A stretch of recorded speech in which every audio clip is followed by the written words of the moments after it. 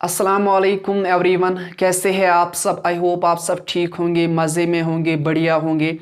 आज से हम रीजनिंग स्टार्ट करेंगे और रीजनिंग का एक अच्छा खासा इम्पॉर्टेंट टॉपिक आज हम डिस्कस करने जा रहे हैं, जिसका नाम है logical Venn diagram. Logical Venn diagram को समझने से पहले हमें ये जानकारी होनी चाहिए कि रीजनिंग बाई किस तरीके से करनी है, ये रीजनिंग होती क्या है और हम ये रीजनिंग किस तरह से करें ताकि हमारी रीजनिंग अच्छी हो जाए।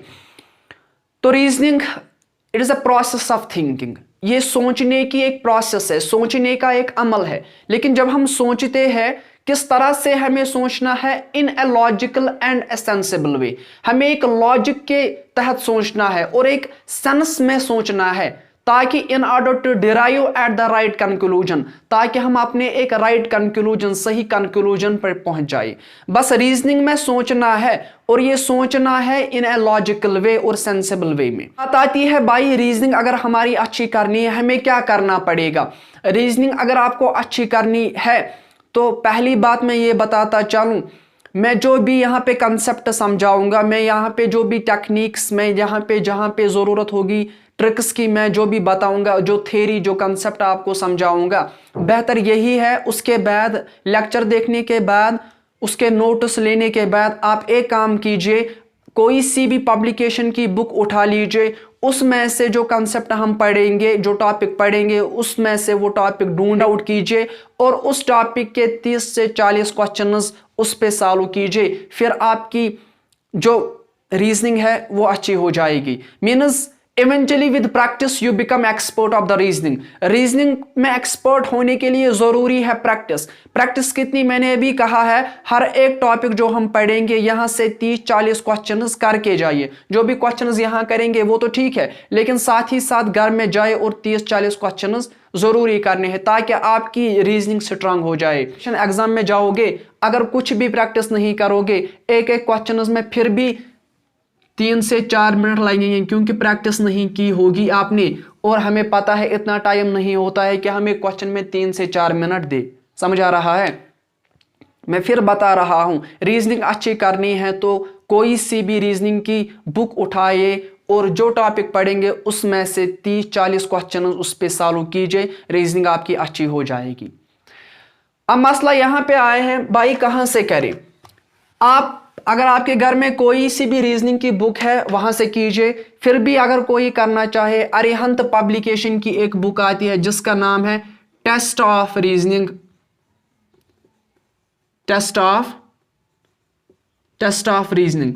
ये आप मार्केट से खरीद लीजिए और यहां से भी प्रैक्टिस कर सकते हो।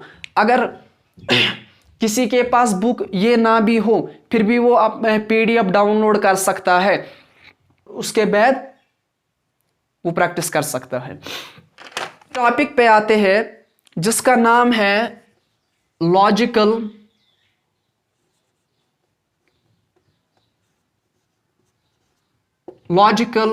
Venn diagram.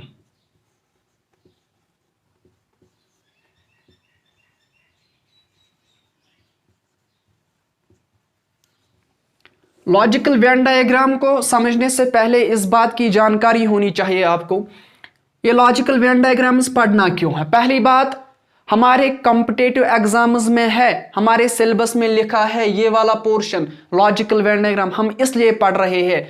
अगर पढ़ रहे हैं इसका मतलब है 2 से 3 क्वेश्चंस आते ही आते हैं इससे, इसलिए पढ़ रहे हैं।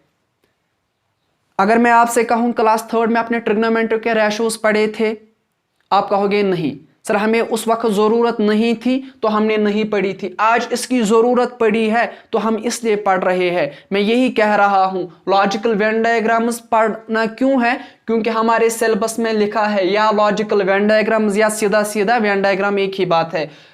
अगर वेन डायग्राम लिखा है वहां पे, इट मीन्स के 2 से 3 क्वेश्चंस आएंगे। और दूसरी बात, सिलॉजिज्म जो कि एक डिफिकल्ट टॉपिक माना जाता है रीजनिंग का। अगर किसी बच्चे को सिलॉजिज्म समझ में नहीं आ रहा है, इसका मतलब है लॉजिकल वेन डायग्राम्स उसने अच्छी तरह नहीं पढ़ा है। सिलॉजिज्म को बेहतर बनाना है, सिलॉजिज्म को समझना है, अच्छी तरह समझना है, तो लॉजिकल वेन डायग्राम्स पे आपका अच्छा खासा कमांड होना चाहिए। टॉपिक पे आते हैं कि लॉजिकल वेन डायग्राम होता क्या है। अब समझना, अगर मैं आपके पास कुछ वर्ड्स दूं, ये वर्ड्स नाउन भी हो सकते हैं, एडजेक्टिव्स भी हो सकते हैं, वर्ब भी हो सकते हैं। कोई वर्ड्स, 2-3 वर्ड्स मैं आपके सामने रख दूं और इन वर्ड्स में आपस में कौन सी रिलेशनशिप है, कौन सा रिश्ता है आपस में, उस रिश्ते को आपको एनालिसिस करना है, फाइंड आउट करना है। बस उस एनालिसिस को फाइंड आउट करने के बाद आपको वो रिलेशनशिप पता चली, फिर उस रिलेशनशिप को डायग्राम की हेल्प से बनाना है, वो रिलेशनशिप ड्रा करनी है with the help of diagram. यही है लॉजिकल वेन डायग्राम। इसका मतलब क्या है? Graphical representation of A data. अगर कोई लिखना चाहे तो लिख सकता है ग्राफिकल रिप्रेजेंटेशन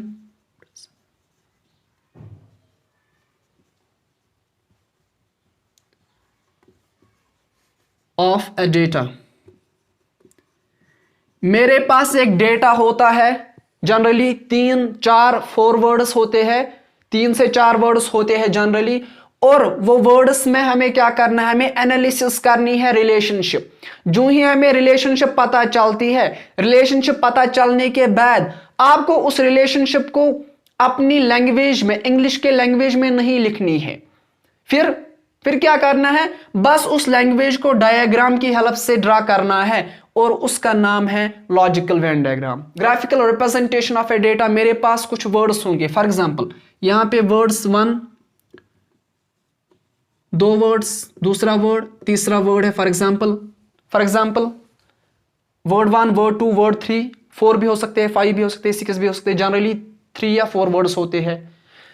इन वर्ड्स को एनालिसिस करके बाद आपको रिलेशनशिप फाइंड आउट, आपस में कौन सा रिश्ता है। जो ही आपने इनका रिश्ता फाइंड आउट किया, इनकी रिलेशनशिप पता चली आपको, बस रिलेशनशिप पता चलने के बाद इसी रिलेशनशिप को डायग्राम की हेल्प से बनाओ।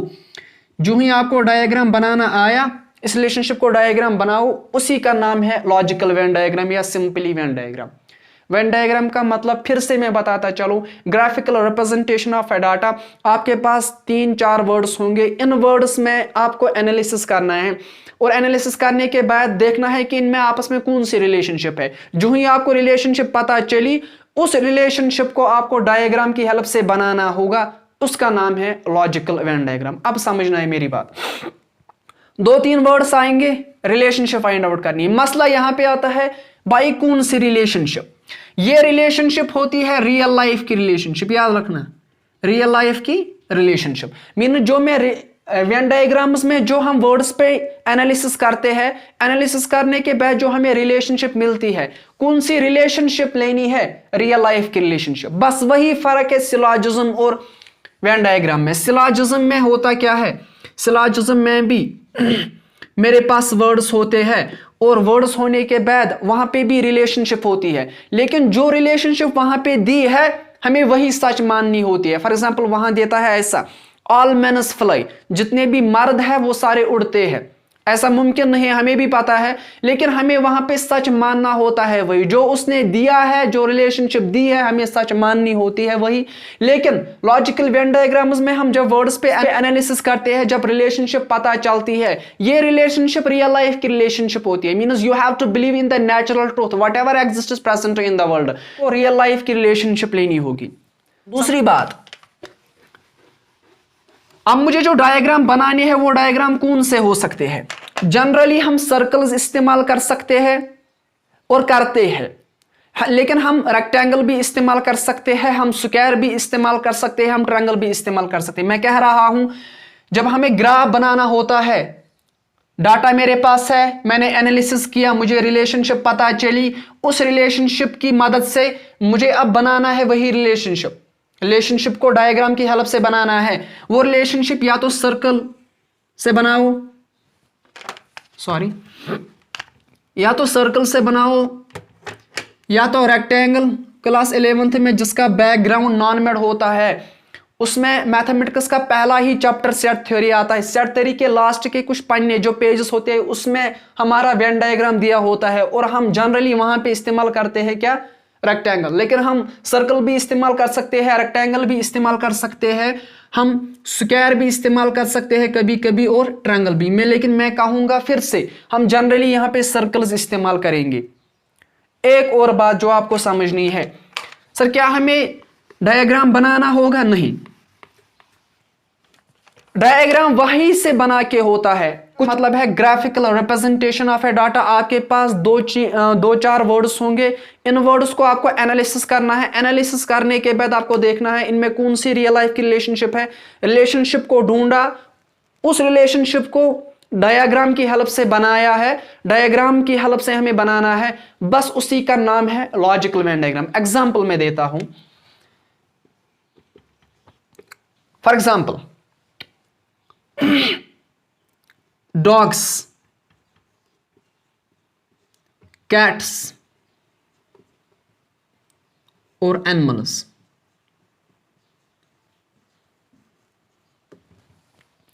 डॉग्स, कैट्स, एनिमल्स, कितने वर्ड्स है मेरे पास? 3 वर्ड्स। जरा इन 3 वर्ड्स पे एनालिसिस करो, कंसंट्रेट करो, कौन सी रिलेशनशिप पता चलती है। जब मैंने एनालिसिस किया मुझे यह पता चला ऑल डॉग्स आर एनिमल्स। भाई जितने भी डॉग्स है वो सारे के सारे क्या है? एनिमल। क्या किसी डॉग को मैंने प्लांट कहा है अभी तक? नहीं, ऐसा मुमकिन नहीं है। सो जो भी डॉग्स है वो सारे के सारे क्या है? एनिमल्स। जो भी कैट्स है, all cats are also animals. जो भी कैट्स है ये भी एनिमल्स है। तो हमें रिलेशनशिप ये पता चली all dogs are animals, all cats are animals. लेकिन तीनों वर्ड्स को पकड़ना है। No dog is cat, no cat is dog. किसी भी डॉग को मैंने कैट नहीं कहा है, ऐसा मुमकिन नहीं है, और कोई भी कैट डॉग नहीं है। मीन्स रिलेशनशिप पता चली। इसी रिलेशनशिप को डायग्राम की हेल्प से बनाओ। सबसे ढूंढो कि कौन इसमें सुपर सेट है, सबसे बड़ा सेट कौन है। ये तीनों वर्ड्स, इन 2 वर्ड्स में कौन सबसे बड़ा आएगा? All dogs are animals, all cats are animals, no dog is cat, no cat is dog. इन दोनों में कोई भी रिलेशनशिप नहीं है, कोई भी इंटरैक्शन नहीं है, क्योंकि अलग है दोनों। लेकिन ये इसमें आ जाएगा, ये भी इसमें, तो सबसे बड़ा सेट एनिमल आ जाएगा। मैं सबसे बड़ा लूंगा सर्कल पहले यहां पे, और मैं इसको कहूंगा एनिमल। वेरी गुड, आया? ये सुपर सेट है और ये इसके सबसेट्स हैं। अब ऑल डॉग्स आर एनिमल्स, जब डॉग्स एनिमल में आएगा तो ये सारा आ जाएगा। ये मैं यहां पे लिखूंगा ऑल डॉग्स आर एनिमल्स। ये सर्कल इस सर्कल से बाहर नहीं जा सकता है। अगर इस सर्कल से बाहर निकालोगे इसका मतलब है ऐसा डॉग यहां पे भी है जो डॉग तो है लेकिन एनिमल नहीं है। हमें पता ये मुमकिन नहीं। सो जितने भी डॉग्स है वो सारे के सारे एनिमल्स हैं। बाई एनिमल में बहुत सारे आते हैं, कलेक्शन आते हैं। इसमें डॉग्स भी आते हैं, कैट्स भी आते हैं, काउस भी आते हैं, बेफेलोज भी आते हैं। समझ आ रहा है? Very good. इसी तरह में एनिमल्स में जितने भी डॉग्स है वो सारे के सारे क्या है? Animals. All cats are animals, ये भी इसमें आ जाएगा। लेकिन इन दोनों में आपस में कोई रिलेशनशिप नहीं है। जब 2 वर्ड्स में आपस में कोई इंटरैक्शन नहीं है, रिलेशनशिप नहीं है, उनकी जो डायग्राम वो अलग बनेगी, इसकी अलग बनेगी, इसकी अलग बनेगी। लेकिन ये दोनों किस में आ जाएंगे? एनिमल, क्योंकि दोनों एनिमल्स है। All dogs are animals, all cats are animals, no dog is cat, no cat is dog. इसकी डायग्राम ये बनी। कोई भी एजुकेटेड पर्सन इसको देखेगा, उसको समझ में आ जाएगा विदाउट, अगर मैं स्टेटमेंट भी नहीं लिखूंगा उसको समझ में आ जाएगा जितने भी डॉग्स है वो सारे के सारे एनिमल है, जितने भी कैट्स है वो सारे के सारे एनिमल है। कोई भी डॉग कैट नहीं है और कोई भी कैट डॉग नहीं है। ये तो जनरल, यही तो रियल लाइफ की सिचुएशन है। रियल लाइफ की रिलेशनशिप तो यही है जो हम देखते हैं। सारे के सारे डॉग एनिमल्स है, सारे के सारे कैट एनिमल्स है। इन दोनों में कोई रिलेशन, क्योंकि कोई भी डॉग एंड कैट नहीं है, होता है, और कोई भी कैट डॉग नहीं होता है। बस एक और एग्जांपल लिखो। Example number 2, apples. एप्पल्स का मतलब सेब, पियर्स जिसको हम नाशपाती कहते हैं, और फ्रूट्स। अब जरा देखो इन 3 वर्ड्स पे एनालिसिस करो, क्या दिख रहा है मुझे? ये रिलेशनशिप दिख रही है एप्पल्स, पियर्स और फ्रूट्स की, जो रियल लाइफ की रिलेशनशिप है। ऑल एप्पल्स आर फ्रूट्स, जितने भी सेब है वो सारे के सारे क्या है? फ्रूट है। क्या कोई ऐसा एप्पल है जिसको आपने एनिमल कहा है? नहीं। क्या कोई ऐसा एप्पल है जिसको आपने वेजिटेबल कहा है? नहीं। मीन जितने भी एप्पल्स है वो सारे के सारे कहां है? फ्रूट में। जितने भी पियर्स है वो सारे के सारे फ्रूट है, और कोई भी एप्पल पियर नहीं है और कोई भी पियर एप्पल नहीं है। बस रिलेशनशिप। सबसे बड़ा सेट कौन है इसमें? Fruit. Very good. So fruit is a super set. यहां पे मैं लूंगा fruit. All apples are fruit. ये एप्पल किस में समा जाएगा? पूरा का पूरा फ्रूट के अंदर। तो ये एप्पल है। So all apples are fruits. इसी तरीके से all pears are also fruits. जितने भी नाशपाती होते हैं वो भी क्या होते हैं? फ्रूट। लेकिन इन दोनों में आपस में कोई रिलेशनशिप नहीं है, क्योंकि कोई भी एप्पल ऐसा नहीं है जो एप्पल हो और मैंने उसको पियर कहा है। रिलेशनशिप ये है। इसका जो डायग्राम वो ये है। दो एग्जांपल हुई। मैं क्या कर रहा हूं? I am making you expert in making the diagram. मैं आपको एक्सपर्ट बना रहा हूं डायग्राम एक्सपर्ट में, कि किस तरह से डायग्राम। फिर वहां पे इजी आता है, फिर वहां पे कुछ खास नहीं आता है। वहां पे डायग्राम रिलेशनशिप दी होगी, आपको क्या करना है? Very good. आपको रिलेशनशिप में डायग्राम भी नीचे होते हैं, उन डायग्राम में अप्रोप्रिएट फाइंड आउट करना है। लेकिन तभी कर सकते हो जबकि डायग्राम में एक्सपर्ट बनोगे। नंबर 3 लेते हैं।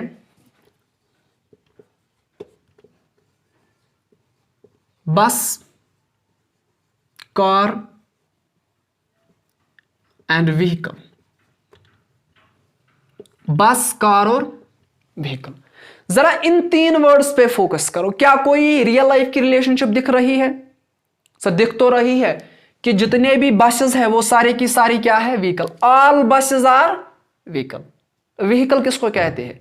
व्हीकल उसको कहते हैं जो एक जगह से दूसरी जगह कोई चीज ले जाए, व्हीकल उसी कहते हैं। बस में हम एक जगह से दूसरी जगह जाते हैं, हाँ जाते हैं। कार में भी एक जगह से दूसरी जगह जाते हैं, जाते हैं। सो ऑल बसेस, जितने भी बसेस है वो सारे की सारी क्या है? व्हीकल है। जितने भी कार्स है वो सारी की सारी व्हीकल है। मीन्स मुझे ये पता चला ऑल बसेस किस में समा जाएगा? व्हीकल में। जितने भी कार्स है वो किस में समा जाएंगे? व्हीकल में। लेकिन जरा बस और कार को पकड़ो। क्या इन दोनों में कोई रिलेशनशिप है? नहीं, क्योंकि कोई भी बस कार नहीं है। किसी भी बस को मैंने कार नहीं कहा है, और जिसको हम कार कहते हैं उसको हम बस नहीं कह सकते और बस नहीं कहते। समझ आ रहा है? Very good. रिलेशनशिप इनकी डायग्राम क्या बनेगी? सबसे बड़ा आ जाएगा व्हीकल सुपरसेट, और ये दोनों इसके क्या है? Subsets. All buses are vehicle means all bus, जितने भी बसेस है वो सारी के व्हीकल है, इसमें आ जाएगा कार। हमें समझ आ रहा है? जितने भी बसेस है वो सारी की सारी व्हीकल है, और जितने भी कार है वो सारी की सारी व्हीकल है। और इन दोनों में कोई रिलेशनशिप नहीं है, क्योंकि कोई बस कार नहीं है, और जो कार है उसको हम बस नहीं कहते हैं। और एग्जांपल में देता हूं। क्वेश्चन नंबर 4 है हॉस्पिटल।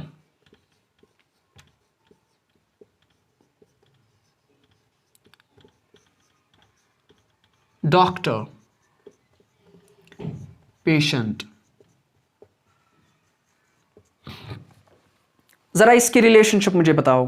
तो मुझे ये पता चला कि जो डॉक्टर होता है, जितने भी डॉक्टर्स हैं वो सारे के सारे प्रेजेंट कहां पे आते हैं? हॉस्पिटल में। और जितने भी पेशेंट हैं वो सारे के सारे कहां पे होते हैं? हॉस्पिटल में। अब इन दोनों को पकड़ो। जब भी वर्ड्स आएंगे तीनों वर्ड को पकड़ो। अगर 3 है 3, 4 है 4 वर्ड, इन 2 वर्ड्स को पकड़ो, डॉक्टर और पेशेंट। जो डॉक्टर अलग है, पेशेंट अलग है। अब कोई आएगा आप में से, उठेगा और कहेगा क्यों?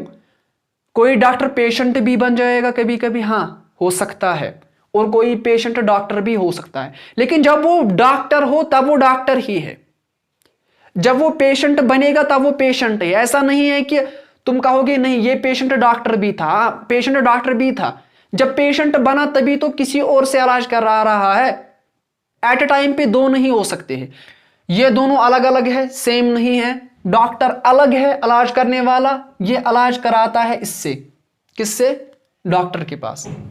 तो सबसे बड़ा सुपरसेट हॉस्पिटल आ जाएगा, और जितने भी डॉक्टर्स वो सारे के सारे प्रेजेंट कहां पे होते हैं? Hospital. So all doctors are present in hospital. जितने भी डॉक्टर्स हैं वो सारे के सारे कहाँ पे प्रेजेंट होते हैं? हॉस्पिटल में। और जितने भी पेशेंट वो सारे के सारे इलाज करने के लिए हॉस्पिटल आ जाते हैं। एग्जाम्पल मैं देता हूँ आपको। Example number 5, lawyers.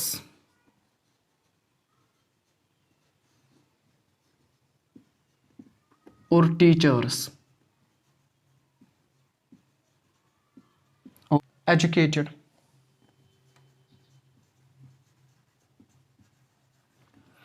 जरा इन 3 वर्ड्स पे फोकस करो और मुझे बताओ कौन सी रिलेशनशिप है इनमें। Lawyers, teachers, educated. जरा समझो, लायर्स का मतलब है वकील, जो वकालत करते हैं, कोर्ट में होते हैं जज के सामने, जो वकालत करते हैं। टीचर्स, उस्ताद जो पढ़ाता है। एजुकेटेड, तालीम याफ्ता, जिसने इल्म हासिल किया है या जो इल्म हासिल करता है। अब मुझे बताओ इनमें कौन सी रिलेशनशिप है। हमें यह पता चला जितने भी लायर्स है, ऑल लायर्स आर एजुकेटेड। जितने भी लायर्स है वो सारे के सारे क्या है? तालीम याफ्ता। तभी तो लायर बना जब पढ़ा है। अनपढ़ कौन सा लायर आपने देखा अभी तक? और all teachers are also educated. जितने भी टीचर्स है वो सारे के सारे क्या है? एजुकेटेड। वो भी तालीम याफ्ता है। ऐसा नहीं है कि कोई अनपढ़ आके यहां पे आपको तालीम दे, जो ज्ञान दे। सो जितने भी लायर्स है तभी लायर बना है जब पढ़ा होगा, तभी टीचर बना होगा जब पढ़ा होगा। इसका मतलब है सबसे बड़ा सेट एजुकेटेड में, सबसे बड़ा सेट यहां पे बनाता हूं एजुकेटेड।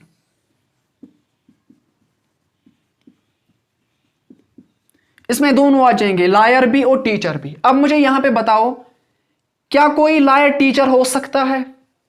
मुमकिन है कि वो लायर भी हो और टीचर भी हो, वो वकालत भी करता हो और पढ़ाता भी हो किसी किसी को।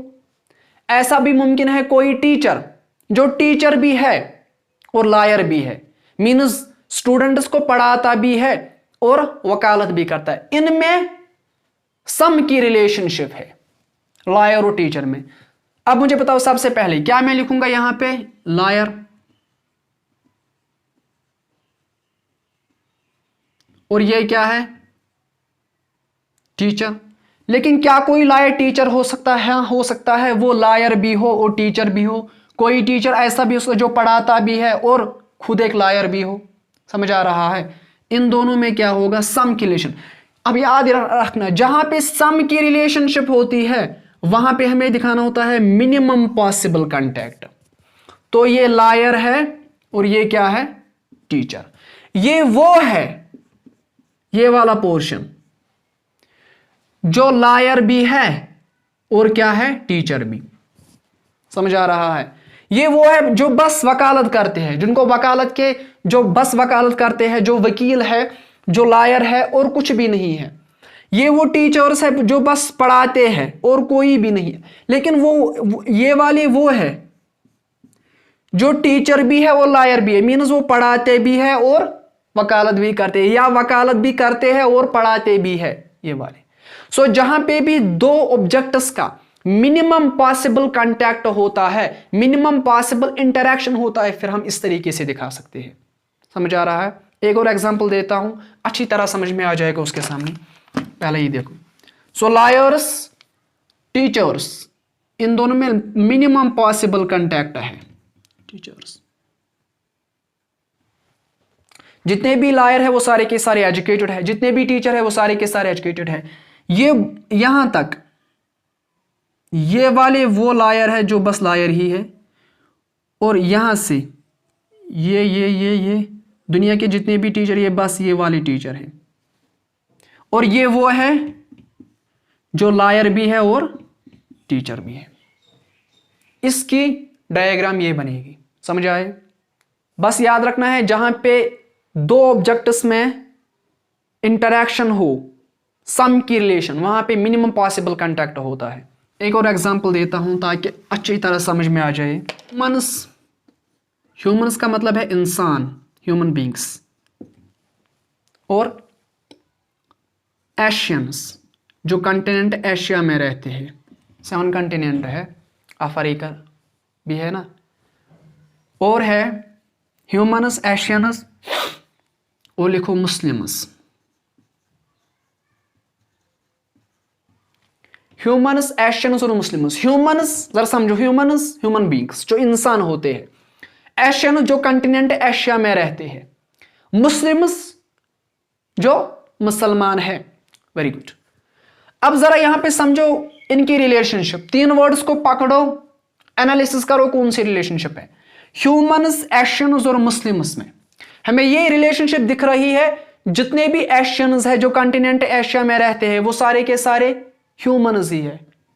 एशियंस में कंटिनेंट एशिया पे जो रहते हैं वो सारे क्या है, ह्यूमन्स है। और जितने भी मुस्लिम्स है वो भी सारे के सारे क्या है, ह्यूमन्स। सबसे बड़ा सेट, सुपर सेट कौन है इनमें, ह्यूमन्स।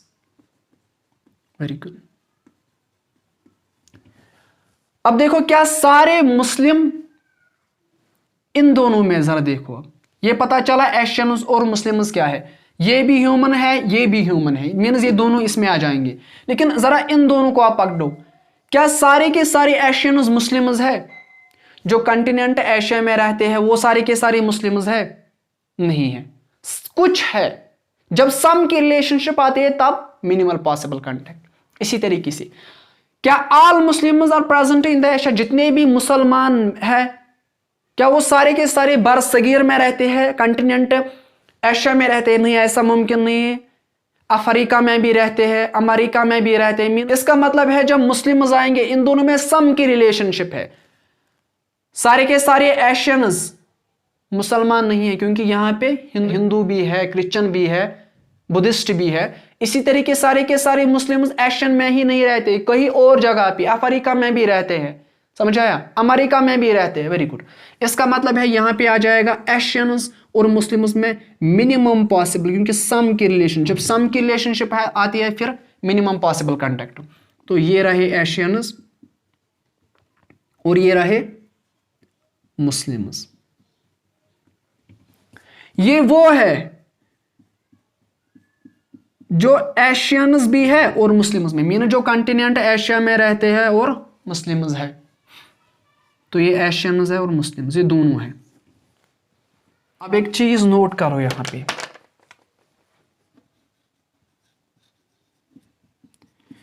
जब मेरे पास दो वर्ड्स होंगे, वर्ड 1 वर्ड 2, जब दो वर्ड्स में ऑल की रिलेशनशिप होती है, दिखा रहा हूं आपको, ये नोट लिखो, व्हेन ऑल ARB, इसका मतलब खुद ही है, then some BRA। When all ARB then some BRA। इस चीज को जरा एग्जांपल से समझो। मैंने फर्स्ट एग्जांपल दी, जब मेरे पास दो वर्ड्स होंगे, फॉर एग्जांपल आपके पास सिर्फ दो वर्ड्स है, वर्ड 1 वर्ड 2। मैंने जो पहली एग्जांपल दी मैंने कहा था डॉग्स, कैट्स और एनिमल्स, मैंने दो वर्ड्स लूंगा, डॉग्स और एनिमल्स को। अब समझना, डॉग्स और एनिमल्स को जरा समझो। मुझे पता चला जितने भी डॉग्स है वो सारे के सारे एनिमल है, ऐसा कोई डॉग नहीं है जिसको मैंने प्लांट कहा है। तो मुझे पता चला जो भी डॉग है वो किस में समझ जाएगा, पूरा पूरा एनिमल में। जब मैंने कहा ऑल डॉग्स आर एनिमल्स, इसका मतलब खुद ही है ऑल डॉग्स आर एनिमल्स। तो एनिमल्स एक झुंड आता है, बहुत सारी कलेक्शन आती है इसमें, किसकी, कैट्स की भी कलेक्शन आती है, डॉग्स की भी आती है, बेफेलोज की भी आती है, काउज की भी आती है, हॉर्सेस की भी आती है। इसका मतलब है when all dogs are animals, इसका मतलब खुद ही है एनिमल्स में एक झुंड ऐसा है, जो कुत्ते हैं वो यहां पे आएंगे, ये वाले वो है, ये वाला पोर्शन वो बाकी एनिमल्स है। ये कैट्स का भी झुंड है, बेफेलोज का भी, काउज का भी, हॉर्सेस का भी, जितने भी बाकी एनिमल्स रहते हैं वो उनका झुंड है। लेकिन ये वाला एनिमल्स में एक पोर्शन आएगा जो डॉग्स है, वो ये है। So when we say when all ARB, then इसका मतलब ही खुद है some BRA। Very good. दूसरी एग्जांपल थी, मैंने कहा एप्पल्स, पेयर्स एंड फ्रूट्स। मैं यहां पे एप्पल्स एंड फ्रूट्स।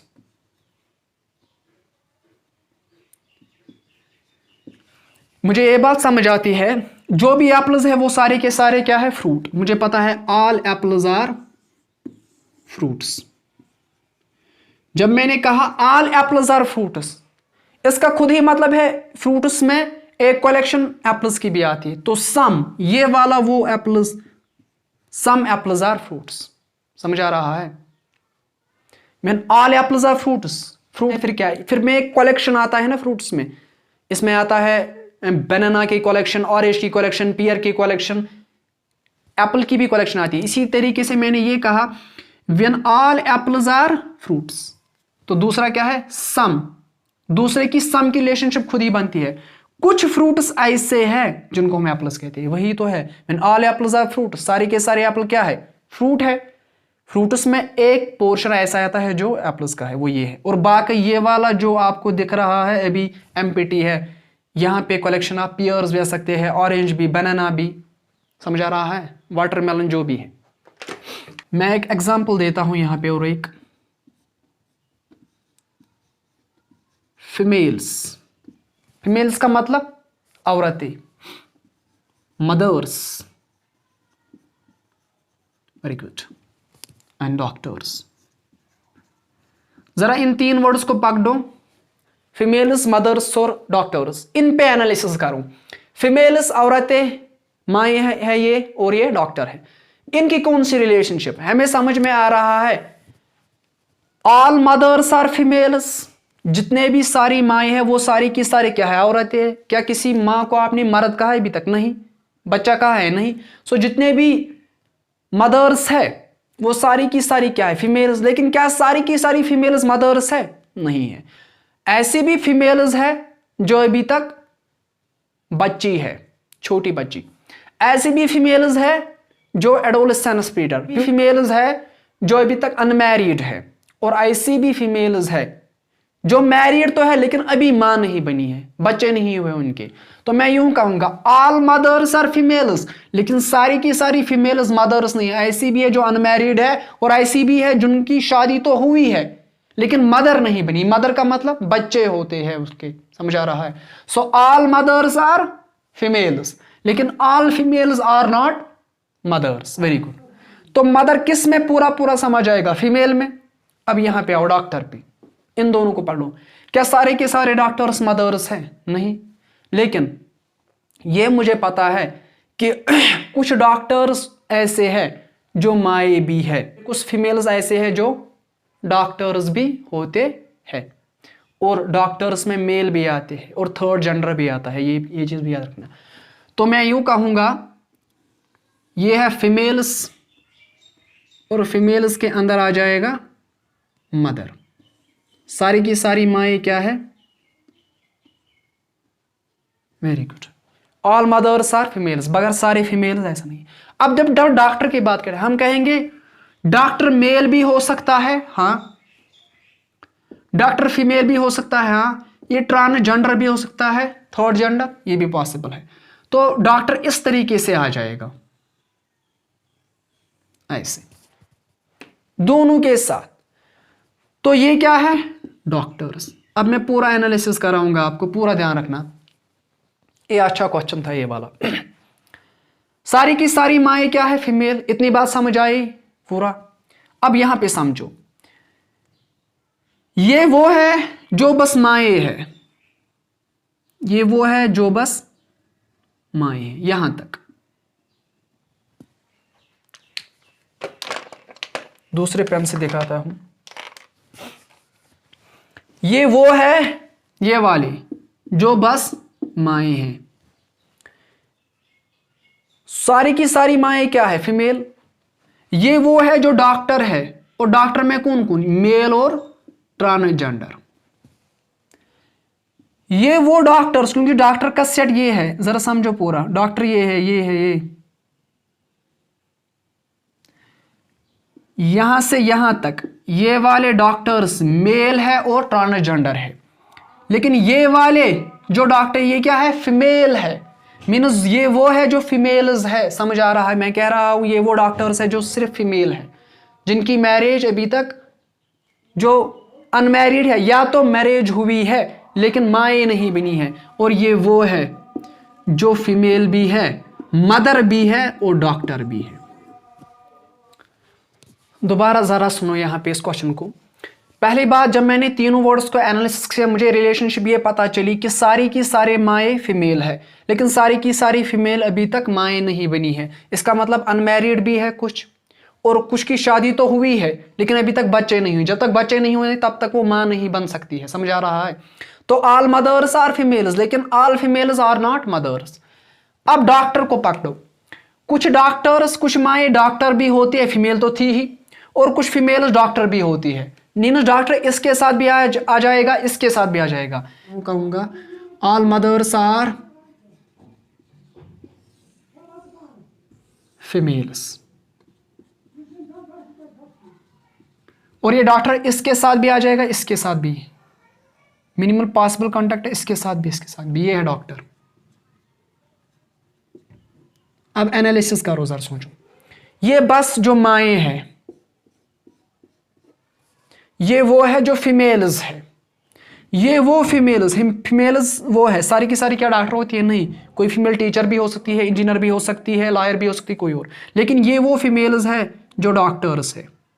ये वाली यहां से यहां तक, ये वाली क्या है? Female doctors. और ये क्या है? एक तो मेल डॉक्टर, और क्या है? ट्रांसजेंडर। मुमकिन है? जी है। लेकिन ये कौन सी वाली है? दूसरे पेन से मैं दिखाता हूं, ये वाली, ये वाला जो पोर्शन है ये क्या है? पहला आता है फीमेल में पूरा, मीन्स फीमेल है, फीमेल भी है, मदर भी है, और डॉक्टर भी है।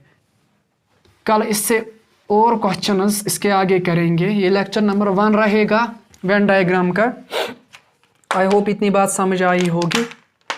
बस काम करना है, अब घर जाओ, अब एक काम करो, अपनी बुक खोलो रीजनिंग की, और इससे कम से कम क्वेश्चंस 10-15 क्वेश्चंस जितने हमने सिखाए हैं इसी पे क्वेश्चंस करो। बस वर्ड्स को एनालिसिस करना है, डायग्राम बनाए, कुछ और डायग्राम बनाएंगे कल इंशाल्लाह।